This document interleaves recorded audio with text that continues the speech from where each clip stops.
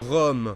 Janvier de l'année 220, l'empereur Élagabalus vient tout juste de terminer une nuit d'orgie en compagnie de plusieurs prostituées masculines. Son mode de vie décadent choque la bonne société romaine et bouleverse des traditions vieilles de plusieurs centaines d'années.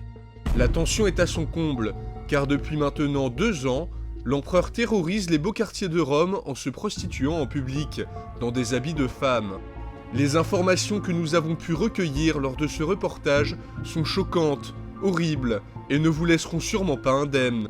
Sexe, alcool, prostituées sur les bords du Tibre, des centaines d'historiens traumatisés, nous vous offrons une plongée au cœur de l'action dans la vie de l'empereur le plus décadent ayant jamais existé. Oh. Hey. Bon alors, j'exagère un peu dans l'intro, cet empereur n'a jamais traumatisé personne. Mais on va quand même parler aujourd'hui de l'empereur le plus libéré, le plus décadent que j'ai pu vous trouver dans l'histoire romaine. Alors des empereurs décadents, violents, voire complètement bizarres, il y en a eu plein. On peut citer Commode, Néron, Caracalla. À une époque, c'était presque un sport national d'en mettre un sur le trône. Et puis, avant de vous présenter les magnifiques exploits de cette personne, d'Héliogabale, un peu de contexte. Alors le mec est né dans l'actuelle Syrie durant l'année 203 en plein dans l'Empire romain. À cette époque, l'Empire romain il était dirigé par la dynastie des Sévères, dont le premier empereur, Septime Sévère, était considéré comme la personne ayant redressé l'Empire après plusieurs dizaines d'années de crise. Son fils, qui lui succédera, Caracalla, est connu pour son règne brutal et sans pitié, et c'est là que ça part un peu en couille. Caracalla fait d'abord assassiner Geta, la personne avec qui il régnait, puis c'est à son tour de se faire buter, 2 personnes prennent la suite qui se font également buter, et c'est après tous ces assassinats qu'Élagabalus, la personne qui nous intéresse, arrive enfin au pouvoir à 14 ans. En voyant ce qui est arrivé à ses prédécesseurs, il a dû dire « moi, je profite », et il a profité. Il a beaucoup profité. Donc à 13 ans, soit 1 an avant son accession au pouvoir, il est déjà grand prêtre du dieu soleil syrien, Élagabale, d'où il tire son nom. Oui, parce que le panthéon romain classique, vous savez, Jupiter, Vulcain, Vénus, c'était ringard à ce stade-là de l'Empire, on avait apporté des dieux d'un peu partout. Inde, Égypte, Moyen-Orient, et on changeait la mythologie à chaque fois pour que ça colle plus ou moins ensemble. Donc vu qu'il était grand prêtre, il était littéralement obsédé par le culte de ce dieu, et ça va être important dans la suite de son histoire, vous verrez.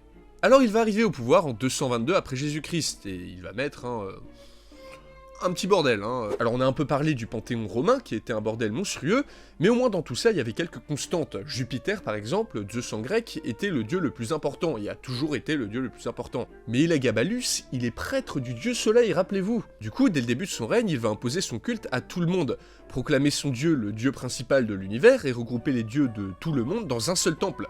Même le dieu des chrétiens, qui pourtant est censé être le seul dieu dans cette religion, un détail. Les rites pour le vénérer, ce dieu, Élagabale, étaient un peu chelou, On dit qu'il attachait des femmes nues à son chariot, lui-même étant nu à danser autour couvert d'or en faisant claquer des cymbales, et il forçait les sénateurs à regarder, bien sûr, régulièrement, très régulièrement. Mais bon, littéralement dépecer des centaines d'années de croyances et de traditions ne va pas lui suffire, il va également quitter sa femme pour se marier avec une Vestale. Bon alors pour l'instant vous allez me dire pas trop de problème, mais se marier avec une Vestale c'était pas super bien vu à l'époque.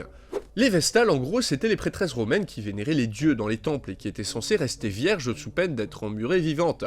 Y toucher était un des plus grands crimes qu'on puisse commettre à l'époque, et donc l'épouser c'était pas un super bon plan. Et bien sûr, ça a choqué tout le monde, comme vous pouvez vous y attendre. C'est d'ailleurs sûrement à cause de ça qu'il ne va jamais consommer le mariage et qu'il va rapidement divorcer avec cette Vestale.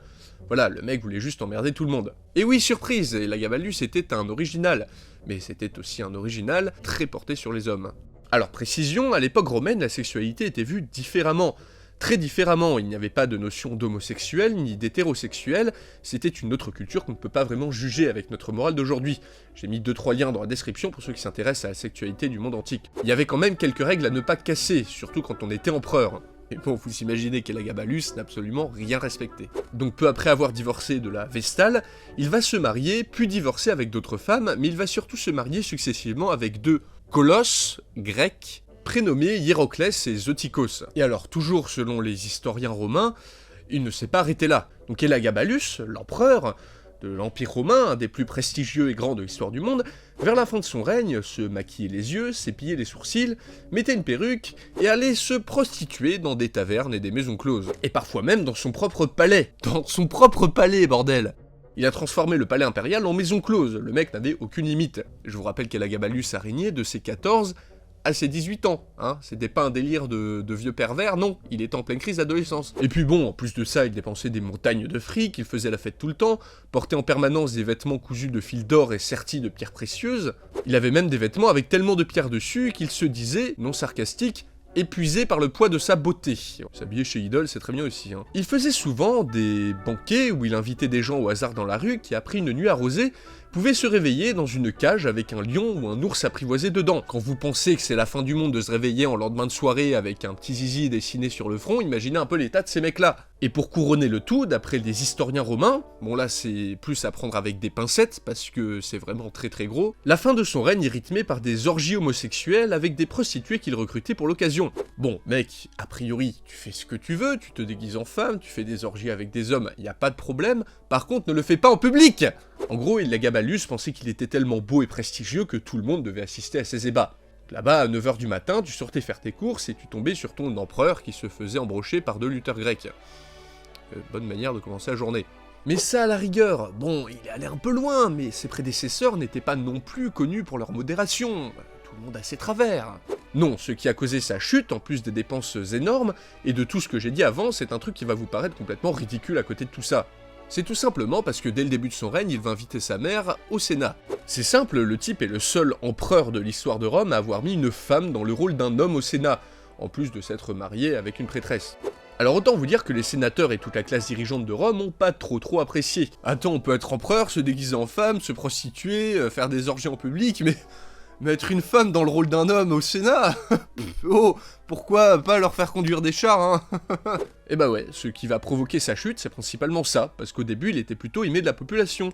Il organisait des grandes fêtes, des jeux du cirque, etc. Mais avec tous ses exploits, la maman, qui est un peu plus intelligente que son fils, va le persuader de nommer son petit cousin Alexandre comme son héritier, ce qu'il fera. Mais incapable de se résoudre à abandonner le pouvoir, Elagabalus, entre 2 orgies, va revenir sur sa parole, ce qui provoquera la fureur d'à peu près tout le monde. Et par-dessus tout ça, l'armée romaine, qui lui était jusque-là fidèle, va l'abandonner. Et à Rome, quand t'as plus l'armée avec toi... Ah, Elagabalus, tu fêtes tes 18 ans. Ah, voilà ta surprise, une mort de merde dans les toilettes de ton palais.